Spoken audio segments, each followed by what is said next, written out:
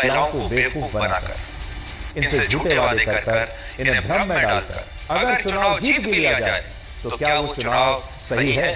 क्या ऐसे चुनाव जीतने का कोई फायदा है जहां आपके वादों की वजह से इस देश की ये गरीब महिलाएं इतनी गर्मी में अपने बच्चों को घर में छोड़कर, अपने परिवारों को घर में छोड़कर, कोई कहीं से आया है, कोई कहीं से आया है, इस उम्मीद के साथ कि उनके अकाउंट में अब पैसे आने शुरू हो जाएंगे और वो यहाँ आकर इकट्ठे हो जाएं और उसके बाद कोई उनकी बात को ना कोई सुनने वाला है और ना कोई उन्हें ये बताने वाला है कि ये पैसा कभी नहीं आएगा। तो इसलिए आज जितनी भी महिलाएं हमें देख रही हैं, खास तौर पर गरीब महिलाएं, खास तौर पर अल्पसंख्यक महिलाएं, मुस्लिम समुदाय की महिलाएं, जिन्होंने कांग्रेस को वोट दिया, इस भ्रम में आकर कि उनके अकाउंट में पैसे आने शुरू होंगे, उन्हें हम ये बताना चाहते हैं कि कांग्रेस को उन्होंने वोट जरूर दे दिया, इन्होंने अपना वादा निभाया। देखिए, गरीब आदमी की जो जुबान होती है ना, वो सबसे पक्की होती है। गरीब आदमी धोखा नहीं देता किसी को। इन सब ने जो जुबान दी नेताओं को, उस जुबान का इन्होंने पूरा ख्याल रखा और इन्होंने अपना वोट वादे के मुताबिक कांग्रेस को दे दिया। अब ये कह रही है कि कांग्रेस को अपना वादा पूरा करना चाहिए। तो आज तो हम यही कहेंगे कि महिलाओं को परेशान करना बंद होना चाहिए और हम आज ये कहना चाहते हैं कि मैं आपको थोड़ा बड़ी स्क्रीन पर दिखाता हूं। देखिए,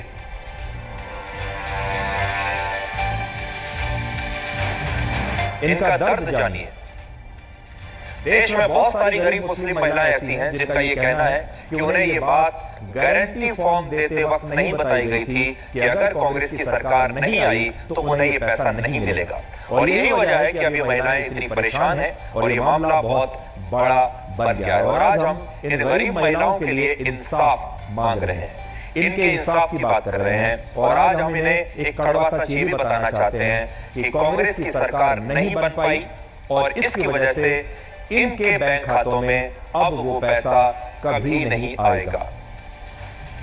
इसलिए अगर आप हमें टीवी पर देख रहे हैं या मोबाइल फोन पर देख रहे हैं तो आपको स्पष्ट करना आवश्यक है। हो सकता है कांग्रेस के नेता तो आपको ना बताएं ये बात, कांग्रेस के कार्यकर्ता ना बताएं, लेकिन हम आपको ये बता रहे हैं कि कांग्रेस की सरकार नहीं बन पाई है। अगर बन जाती तो हो सकता है राहुल गांधी अपना वादा निभाते, लेकिन अभी नहीं बनी है। इसलिए आप परेशान होना बंद कीजिए और इस झूठे भ्रम से बाहर निकल आइए। आज आप सब लोग भी राहुल गांधी का वो बयान सुनिए जिसमें उन्होंने चुनाव प्रचार के दौरान कहा था कि 1 जुलाई से इंडिया गठबंधन की सरकार देश की महिलाओं के बैंक खातों में खटाखट हर महीने 8,500 रुपए देने शुरू कर देगी। 1 तारीख को आप सुबह उठेंगी, कहेंगे चलो देखते बैंक अकाउंट में क्या है।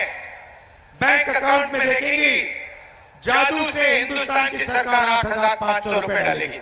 जुलाई में, अगस्त में, सितंबर में, दिसंबर, नवंबर, हर महीने 1 तारीख को 8,500 रुपए, साल के 1 लाख रुपए।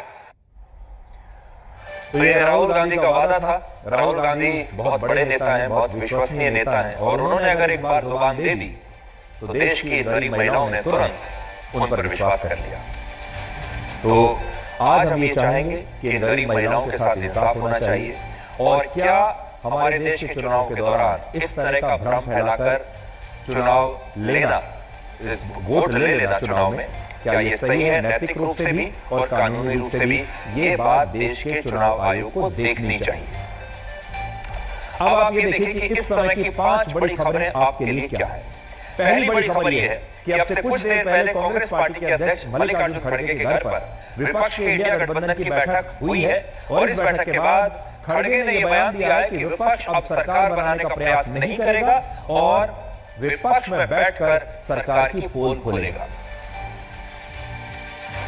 The India bloc will continue to fight against the fascist rule of the BJP led by Modi. This is our decision and we all together agreed on these points. तो आपके लिए बहुत बड़ी खबर यह है कि इंडिया गठबंधन ने यह तय किया है कि वो सरकार बनाने की कोशिश नहीं करेगा, सरकार बनाने के लिए दावा पेश नहीं करेगा। और वो इसलिए नहीं करेगा क्योंकि उनके पास नंबर है ही नहीं। उन्होंने इतनी सीटें जीती ही नहीं कि वो 272 के आसपास पहुंच सके। ना तो कांग्रेस पार्टी इतनी सीटें जीत पाई है और ना ही इंडिया गठबंधन में बाकी के जो घटक दल हैं वो अपने दम पर इतनी सीटें जीत पाए हैं कि मिलकर 272 सीटें बन सके। और किसी दूसरे जगह से अगर पार्टियों को तोड़कर यहां लाया जाता है, सांसदों को तोड़कर यहां लाया जाता है, तब भी शायद वो जो नंबर गेम है पूरा नहीं हो पा रहा। इसलिए राहुल गांधी इस बार प्रधानमंत्री बनने की कोई कोशिश नहीं करेंगे। दूसरी बड़ी खबर आपके लिए है कि कांग्रेस ने चंद्रबाबू नायडू और नीतीश कुमार से यह अपील की है कि उन्हें एनडीए की सरकार बनाने में प्रधानमंत्री मोदी का सहयोग नहीं करना चाहिए। और आज ही एक और नेता कपिल सिब्बल ने चंद्रबाबू नायडू का एक 5 साल पुराना बयान दिखाकर कहा कि नायडू ने प्रधानमंत्री मोदी को तानाशाह और आतंकवादी कहा था और इसलिए अब उनका एनडीए में रहना नैतिक रूप से गलत होगा। दूसरी तरफ नीतीश कुमार की भी एक नई तस्वीर आई है जो आज सुबह की है, जब वो और तेजस्वी यादव एक ही फ्लाइट से पटना से दिल्ली आ रहे थे और साथ साथ बैठे थे। इस फ्लाइट की पहले जो तस्वीरें आई थी उनमें तेजस्वी यादव नीतीश कुमार के पीछे वाली सीट पर बैठे थे, लेकिन बाद में वो उठकर नीतीश कुमार के साथ बैठ गए और उन्होंने वहां बैठने के बाद नीतीश कुमार का हालचाल जाना, शिष्टाचार के नाते उनसे नमस्कार किया। और आज मैं ये कहना चाहूंगा कि तेजस्वी यादव ने सीटें भले ही कम जीती हो, 4 सीटें जीती हो, लेकिन उन्होंने देश के लोगों का दिल जरूर जीत लिया है। नीतीश कुमार उनसे बड़े हैं, उनसे कहीं ज्यादा अनुभवी नेता हैं, उनके सीनियर हैं और बुजुर्ग हैं। तेजस्वी यादव चाहते तो राजनीतिक कड़वाहट को महसूस करते और शायद नीतीश कुमार से बात भी ना करते, लेकिन वो उठे क्योंकि वो जानते हैं वो छोटे हैं उम्र में भी, अनुभव में भी, वो उठे और भारतीय संस्कारों को उन्होंने भुलाया नहीं है और अपने भारतीय और पारिवारिक संस्कारों के तहत वो गए हैं, नीतीश कुमार के साथ बैठे हैं, नीतीश कुमार का हालचाल उन्होंने जाना है। ये उन्होंने बड़ा अच्छा काम किया। तीसरी बड़ी खबर आपके लिए है कि एनडीए ने प्रधानमंत्री मोदी को सर्वसम्मति से अपना नेता चुन लिया है और नीतीश कुमार, चंद्रबाबू नायडू, एकनाथ शिंदे, एचडी कुमारस्वामी, चिराग पासवान, पवन कल्याण और जयंत चौधरी समेत एनडीए के सभी घटक दलों के नेताओं ने प्रधानमंत्री मोदी को अपना अपना समर्थन पत्र दे दिया है। चिट्ठियां आ चुकी हैं और अब प्रधानमंत्री मोदी 7 जून को सरकार बनाने का दावा पेश करेंगे और 8 जून को उनका शपथ ग्रहण समारोह राष्ट्रपति भवन में हो सकता है। इसलिए आपके मन में अगर ये बात चल रही है कि कुछ तोड़फोड़ हो सकती है, हो सकता है कि नीतीश और चंद्रबाबू नायडू जो है वो एनडीए छोड़कर इंडिया गठबंधन में ना चले जाएं, तो ऐसा कुछ नहीं हुआ और सब ने आज अपनी अपनी चिट्ठियां लिखित में दे दी हैं। बड़ी बात यह है कि आज नीतीश बाबू ने प्रधानमंत्री मोदी से कहा कि उन्हें सरकार बनाने में जरा भी देरी नहीं करनी चाहिए, जल्दी से सरकार बना लेनी चाहिए, क्योंकि नीतीश बाबू बहुत अनुभवी हैं और वो जानते हैं कि किस नेता का और किस पार्टी का दिमाग और मन कब पलट जाए और कब इंडिया गठबंधन में वो जाकर शामिल हो जाए, कहा नहीं जा सकता। इसलिए लंबा इंतजार मत कीजिए, जल्दी से शपथ ले लीजिए। तो ये नीतीश जी का अनुभव बता रहा है जो प्रधानमंत्री मोदी ने शायद सुना। और चंद्रबाबू नायडू ने भी प्रधानमंत्री मोदी से कहा है कि टीडीपी का ये कमिटमेंट है कि वो प्रधानमंत्री मोदी के साथ ही रहेगी, उन्हें सपोर्ट करेगी। और आज इस बैठक में चंद्रबाबू नायडू और नीतीश कुमार प्रधानमंत्री मोदी के साथ सबसे आगे बैठे हुए थे। और इस तस्वीर में आपको ट्रिपल एन नजर आएगा। पहले मैं आपको तस्वीर दिखाता हूं बड़ी स्क्रीन पर, देखिए प्रधानमंत्री मोदी बीच में बैठे हैं, एक तरफ बीजेपी के नेता हैं, आप देखिए उनके दाईं तरफ जेपी नड्डा है, राजनाथ सिंह है, अमित शाह है और उनके बाईं तरफ चंद्रबाबू नायडू बैठे हैं, नीतीश कुमार बैठे हैं और एकनाथ शिंदे बैठे हैं। ये एक नई तरह की तस्वीर है और यही नया जनादेश है भारत का। भारत के लोगों ने प्रधानमंत्री मोदी को जो नया जनादेश दिया है वो इसी तस्वीर के लिए दिया है, इसी काम के लिए दिया है कि अब से आप इन सब लोगों के बीच में बैठेंगे और इतने सारे घटक दल आपके साथ बैठेंगे। अब से आपको अपनी बगल में नायडू साहब को बैठाना होगा, नीतीश कुमार को आपको अपनी बगल में बैठाना होगा, तब ये सरकार चलेगी। और इस बैठक से पहले आज प्रधानमंत्री मोदी ने राष्ट्रपति द्रौपदी मुर्मू को जाकर अपना इस्तीफा सौंप दिया और आज उन्होंने उपराष्ट्रपति जगदीप धनखड़ से भी मुलाकात की है और अब वो 8 जून को लगातार तीसरी बार प्रधानमंत्री पद की शपथ ले सकते हैं और एक नया रिकॉर्ड बना सकते हैं। लेकिन आज बड़ा सवाल यह है, क्या इस बार देश को मिड टर्म इलेक्शन यानी मध्य अवधि चुनाव के लिए तैयार रहना होगा? देखिए जब भी आप गठबंधन सरकार के बारे में सोचते हैं तो दिमाग में पहला सवाल और पहला शब्द यही आता है, वो है मिड टर्म चुनाव का। और दूसरा, जब भी गठबंधन सरकार के बारे में हम सोचते हैं या बात करते हैं, दूसरा शब्द आता है दिमाग में किंग मेकर का, क्योंकि बिना किसी किंग मेकर के गठबंधन की सरकार बन नहीं सकती। 10 साल में हम इस शब्द को भूल चुके थे, क्योंकि किंग मेकर की कभी जरूरत ही नहीं पड़ी प्रधानमंत्री मोदी को, लेकिन इस बार पड़ रही है। और इसीलिए गठबंधन सरकारों का मिड टर्म चुनाव के साथ चोली दामन का साथ रहा है। भारत का चुनावी इतिहास कहता है कि जब देश में गठबंधन की कमजोर सरकारें बनती हैं, तब मिड टर्म चुनाव होने की संभावना 50% तक होती है। जब भी गठबंधन की कमजोर सरकार बनती है, मध्यावधि चुनाव की संभावना 50% रहती है। वर्ष 1977 में भारत में पहली बार देश के लोगों ने खंडित जनादेश दिया था और जनता पार्टी ने पहली बार भारत में यह प्रयोग किया था गठबंधन की सरकार बनाने का। और तब ये सरकार अपने 5 वर्षों का कार्यकाल पूरा नहीं कर पाई और वर्ष 1980 में ही भारत में मिड टर्म चुनाव बीच में ही कराने पड़े। इसके बाद 9 साल के बाद जब 1989 में वीपी सिंह के नेतृत्व में जब गठबंधन की एक और कमजोर सरकार बनी, तब भी देश में 2 वर्षों के बाद 1991 में फिर से मिड टर्म चुनाव कराने पड़े। यही परिस्थितियां वर्ष 1996 के लोकसभा चुनाव में बनी, जब किसी भी पार्टी को स्पष्ट बहुमत देश के लोगों ने नहीं दिया और इसके बाद देश में 2 वर्षों के दौरान 3 सरकारें आई। अटल बिहारी वाजपेयी ने 13 दिन की सरकार चलाई, एचडी देवेगौड़ा ने लगभग 11 महीने की सरकार चलाई और इंद्र कुमार गुजराल ने भी लगभग 11 महीने देश में गठबंधन की एक बेहद कमजोर सरकार को चलाया। और इस दौरान स्पष्ट बहुमत न होने के कारण देश में राजनीतिक अस्थिरता बनी रही और आखिरकार वर्ष 1998 में देश को फिर से मिड टर्म चुनाव की तरफ जाना पड़ा।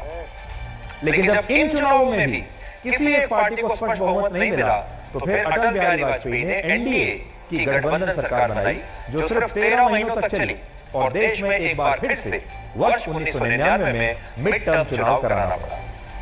आज तक भारत में सिर्फ 4 बार ऐसा हुआ है जब गठबंधन की सरकारें पूरे 5 वर्षों तक चल पाई है। सिर्फ 4 बार, 8 बार में से 4 बार। पहली बार 1991 में जब पीवी नरसिम्हा राव ने पूरे 5 साल तक गठबंधन की सरकार चलाई और उस समय कांग्रेस के पास सबसे ज्यादा 232 सीटें थी। ये लगभग उतनी ही है जितनी आज बीजेपी के पास है। लेकिन उस वक्त आपको याद होगा, इस सरकार को बचाने के लिए नरसिम्हा राव को बहुत काम करने पड़े थे और आपको याद होगा वोटों की खरीद फरोख्त की गई थी और ये आरोप भी नरसिम्हा राव पर लगे थे अपनी सरकार बचाने के लिए। रिश्वत कांड हुआ था जब एमपीज को रिश्वत दी गई थी, तब ऐसे में तब चलती है गठबंधन की सरकार। इसके बाद 1999 में अटल बिहारी वाजपेयी ने पूरे 5 साल तक गठबंधन की सरकार चलाई और बीजेपी के पास तब सबसे ज्यादा 182 सीटें थी, तो उन्होंने 182 सीटों में भी पूरे 5 साल सरकार चलाई। और ये वही समय है जब 2004 में इंडिया शाइनिंग का नारा दिया गया था और अचानक से वाजपेयी जी को एक बड़ा झटका लगा जब देश के लोगों ने जब वोट डाला तो इंडिया शाइनिंग गायब हो चुका था। इंडिया शाइनिंग की जो चमक थी वो फीकी पड़ गई।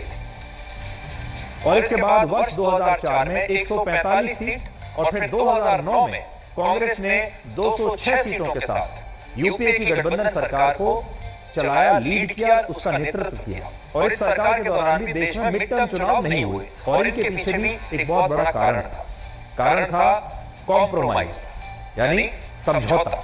हमारे देश में जितनी भी गठबंधन सरकारें कामयाब रही, उनमें हर बार इन सरकारों के घटक दल अपने अपने मंत्रालयों के मालिक बन गए।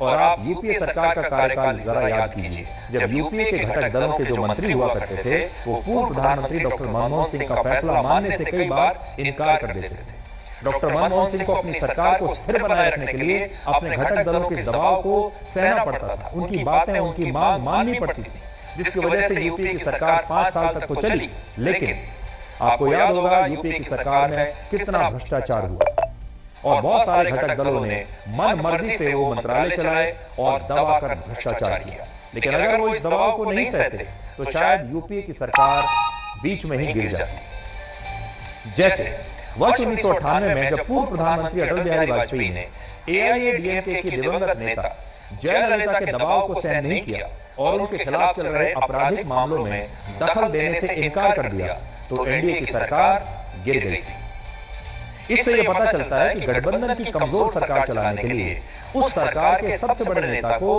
अपने घटक दलों का दबाव सहना ही पड़ता है और वो अपने घटक दलों की इच्छा के बिना कोई बड़े फैसले नहीं ले पाता। और इसीलिए आज बहुत बड़ा सवाल यह है कि क्या प्रधानमंत्री मोदी गठबंधन सरकार को चला पाएंगे। और जैसे डॉक्टर मनमोहन सिंह यूपीए सरकार में अपने घटक दलों के मंत्रियों के घोटाले पर आंख मूंद लिया करते थे, क्या वैसा प्रधानमंत्री मोदी कभी कर पाएंगे। प्रधानमंत्री मोदी ने गुजरात में 3 बार और केंद्र में 2 बार पूर्ण बहुमत की बेहद मजबूत सरकारों को चलाया है और उनका मिजाज ऐसा रहा है कि वो सरकार को एक सूत्र में बांधकर चलाते हैं। उनकी सरकार में ऐसा नहीं होता कि किसी मंत्रालय का फैसला कहीं और हो रहा है और किसी दूसरे मंत्रालय का फैसला कोई और कर रहा है और प्रधानमंत्री को पता ही नहीं।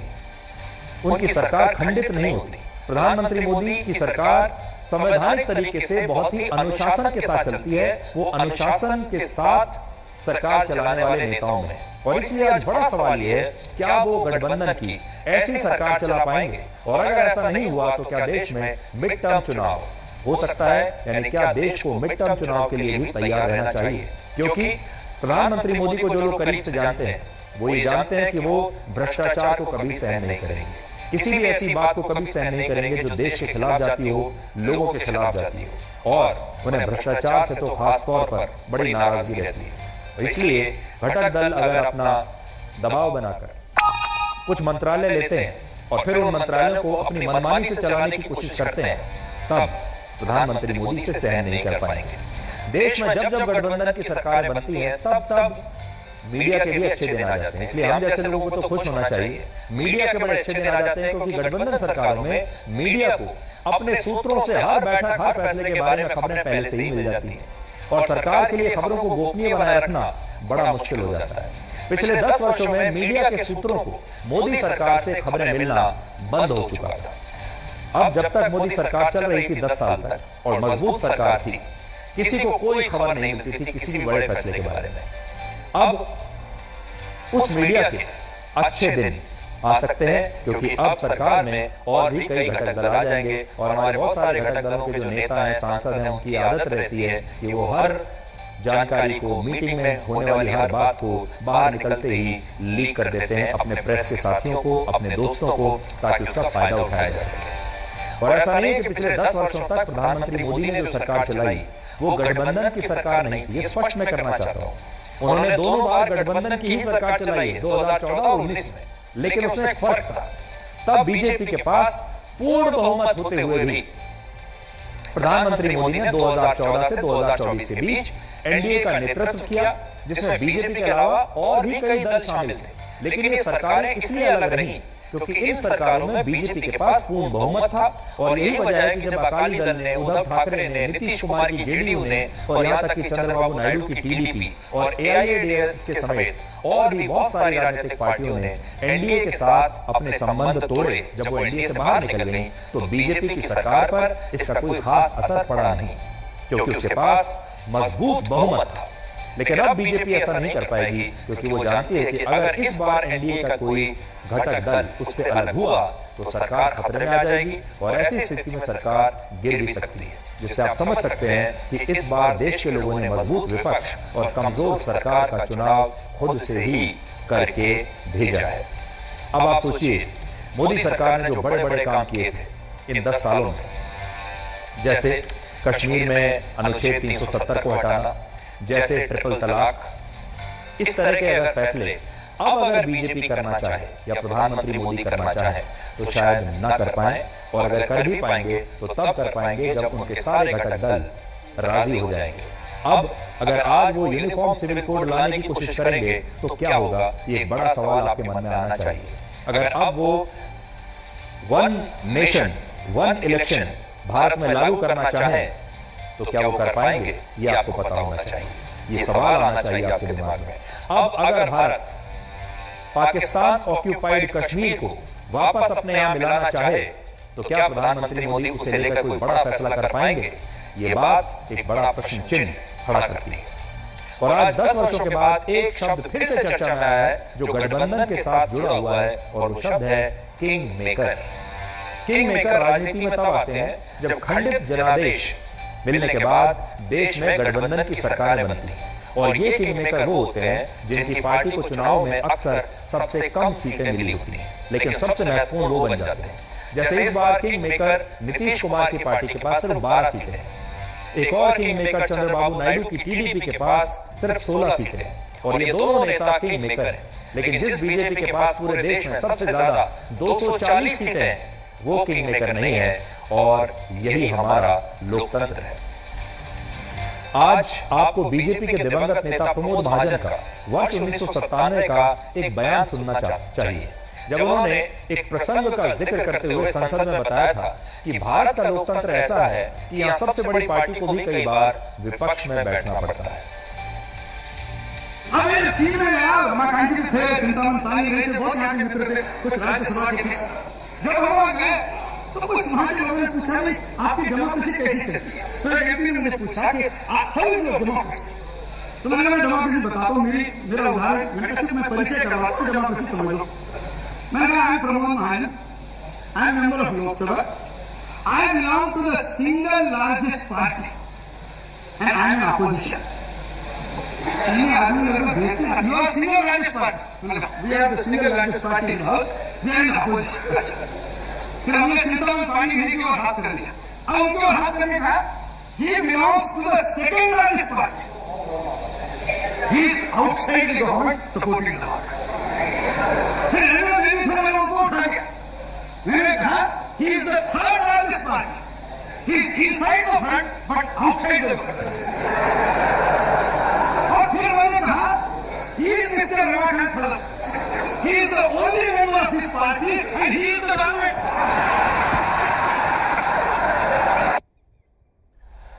भारत जैसा इतना विशाल लोकतंत्र जहां पर 140 करोड़ लोग रहते हैं, हमारे तो यहाँ एक परिवार में भी लोगों की एक राय कभी बन नहीं पाती। लेकिन सरकारों के मामले में ऐसा नहीं होना चाहिए और देश के लोगों ने इतने वर्षों के बाद एक बार फिर दोबारा जो एक खंडित जनादेश दिया है, एक गठबंधन सरकार का जो जनादेश दिया है, ये देश के लिए शायद अच्छा नहीं होगा। आप भी, मुझे लगता है कि मेरी बात से जरूर सहमत होंगे। गठबंधन सरकार इस देश के लिए ठीक नहीं, चाहे हमारे देश के लोग किसी को भी स्पष्ट बहुमत देते। अगर उन्हें राहुल गांधी को ही लाना था तो राहुल गांधी को स्पष्ट बहुमत दे देते और कहते कि नहीं, इंडिया गठबंधन को स्पष्ट बहुमत दिया, अब आप अच्छी तरह से मजबूती के साथ सरकार चलाइए और बीजेपी को विपक्ष में बैठा दिया, तो भी बिल्कुल बात ठीक थी। या तो वो इंडिया गठबंधन को पूरा स्पष्ट बहुमत देते या फिर एनडीए को स्पष्ट बहुमत देते। लेकिन खिचड़ी सरकार भारत जैसे देश के लिए कभी भी सफल हो ही नहीं सकती।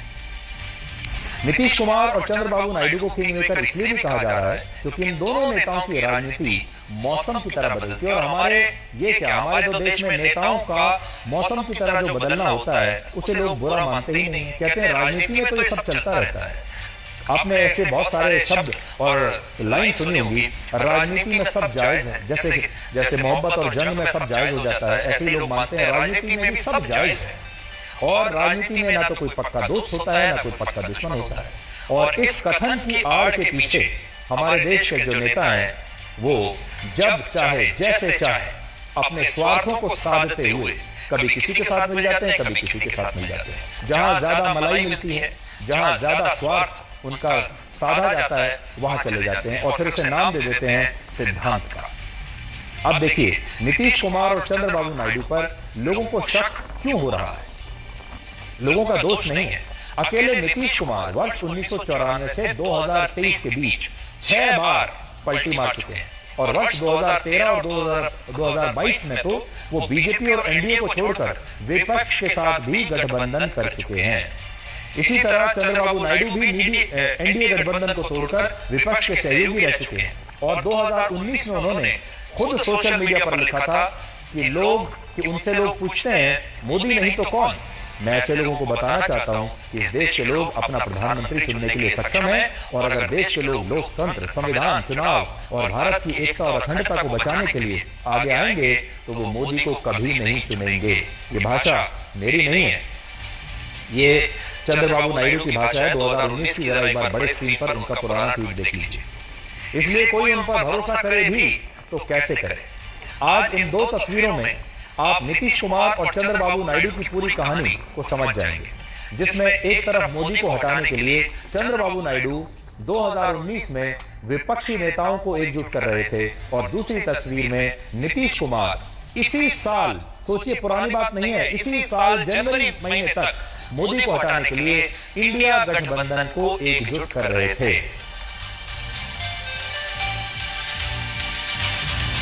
ये दोनों तस्वीरें आप ध्यान से देख लीजिए।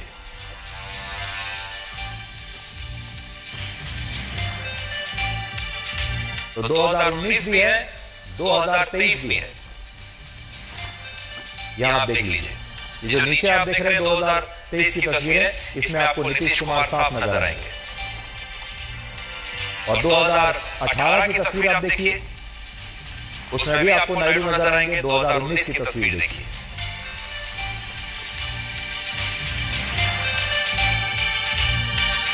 तो ये दो नेता जो एक समय में विपक्ष को इकट्ठा कर रहे थे ताकि मोदी को हटाया जा सके, आज इनका इतना बड़ा हृदय परिवर्तन कैसे हुआ अच्छी बात है। इससे देश को एक अच्छी मजबूत सरकार मिल सकती है, लेकिन कितने दिनों तक, इन दोनों नेताओं पर कितने दिनों तक आप विश्वास कर सकते हैं? और अपने समर्थन के लिए ये प्रधानमंत्री मोदी से कितना हार्ड बार्गेन करेंगे? ये बदले में क्या क्या चाहेंगे? कितने मंत्रालय चाहेंगे? कितने पद चाहेंगे? और न जाने कितने वादे उनसे लिखवा कर ले लेंगे? ये अभी सोचने वाली बात है। और जब इन्हें वो मंत्रालय, इनके मनपसंद मंत्रालय दे दिए जाएंगे, उसके बाद ये उन मंत्रालयों को कैसे चलाएंगे? अपनी मर्जी से चलाएंगे या फिर ऊपर से आदेश लेकर चलाएंगे? आज आपको ये भी देखना चाहिए कि गठबंधन सरकारों को समझौता सरकार क्यों कहते हैं। हमें सूत्रों से पता चला है अभी तक कि टीडीपी ने गठबंधन के बदले में, अपने समर्थन के बदले में बीजेपी से लोकसभा स्पीकर का पद मांगा है और केंद्र सरकार ने 3 कैबिनेट मंत्री और 2 केंद्रीय राज्य मंत्रियों की सीटें मांगी हैं। चंद्रबाबू नायडू ने यह भी कहा है कि वो मंत्रालय भी बता दिए कौन से चाहिए। उन्हें सड़क एवं परिवहन मंत्रालय चाहिए, शहरी विकास मंत्रालय चाहिए, ग्रामीण विकास मंत्रालय और जल शक्ति मंत्रालय वो अपने पास रखना चाहते हैं। तो विश लिस्ट उन्होंने दे दी है, ये मंत्रालय मेरे हुए। इसी तरह नीतीश कुमार ने भी सरकार में अपने 3 कैबिनेट मंत्री बनाने की मांग की है, सूत्रों से पता चला है। और एकनाथ शिंदे ने भी 1 कैबिनेट मंत्री और 2 केंद्रीय राज्य मंत्री, और चिराग पासवान ने भी अपना 1 कैबिनेट मंत्री और 1 राज्य मंत्री बनाने की मांग की है। और जीतन राम मांझी भी प्रधानमंत्री मोदी की इस सरकार में अब कैबिनेट मंत्री बनना चाहते हैं। प्रधानमंत्री मोदी जब अपनी सरकार चलाते हैं तो वो सरकार एक यूनिट की तरह काम करती है। उदाहरण के तौर पर मान लीजिए अगर उनकी सरकार में एक उज्ज्वला योजना आ रही है, वो कहने को तो किसी दूसरे मंत्रालय की योजना है, लेकिन प्रधानमंत्री मोदी खुद उसे लीड करते हैं। इसी प्रकार से मान लीजिए जन धन योजना है, कहने को तो किसी दूसरे मंत्रालय की योजना है, लेकिन उसे प्रधानमंत्री मोदी खुद लीड करते हैं। इसी तरीके से आप कितनी भी योजनाएं, आप प्रधानमंत्री आवास योजना देख लीजिए, उस योजना में वो कहने को तो दूसरी योजना है, किसी और मंत्रालय की योजना है, लेकिन प्रधानमंत्री मोदी उसे अपनी योजना समझकर उसका नेतृत्व करते हैं। किसानों के मामले में आप देख लीजिए, कृषि मंत्रालय में आप देख लीजिए, जो नए कानून बनाए वो खुद प्रधानमंत्री मोदी ने पहल लेकर बनाए और बाद में वापस भी खुद किए। लेकिन अगर इस बार ये मंत्रालय अगर उनके किसी घटक दल के पास होंगे तो क्या वो ऐसा चाहेगा या नहीं, ये देखने वाली बात है। आज पूरे देश में राम मंदिर की बड़ी चर्चा हो रही है और लोग पूछ रहे हैं कि इस बार राम मंदिर और हिंदुत्व का मुद्दा बीजेपी को हिंदुस्तान का चुनाव जितवा क्यों नहीं पाया। जिस उत्तर प्रदेश में बीजेपी को सबसे ज्यादा 30 सीटों का नुकसान हुआ है, असल में उत्तर प्रदेश में अगर ये 30 सीटें आ गई होती तो बीजेपी अपने दम पर बहुमत ले ही लेती किसी तरीके से। उत्तर प्रदेश में 80% हिंदू और 19.3% मुसलमान है।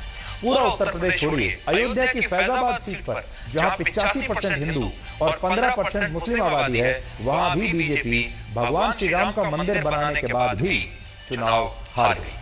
इसी तरह जिस हरियाणा में 87% हिंदू और 7% मुसलमान है, जिस राजस्थान में 88% हिंदू और 9% मुसलमान है, और महाराष्ट्र में जहां 80% हिंदू और 11% मुसलमान है, जिस बिहार में 83% हिंदू और 17% मुसलमान है, वहां भी बीजेपी कई सीटों पर चुनाव हार गई। इससे क्या पता चलता है? इससे यह पता चलता है कि हिंदुत्व से अब हिंदुस्तान में चुनाव नहीं जीता जा सकता। जब तक आप सारी जातियों को और सारे धर्मों को अपने साथ लेकर नहीं चलेंगे, तब तक अब हिंदुस्तान का चुनाव जीतना बड़ा मुश्किल है। हिंदुत्व अकेले अब आपको चुनाव नहीं जिता पाएगा।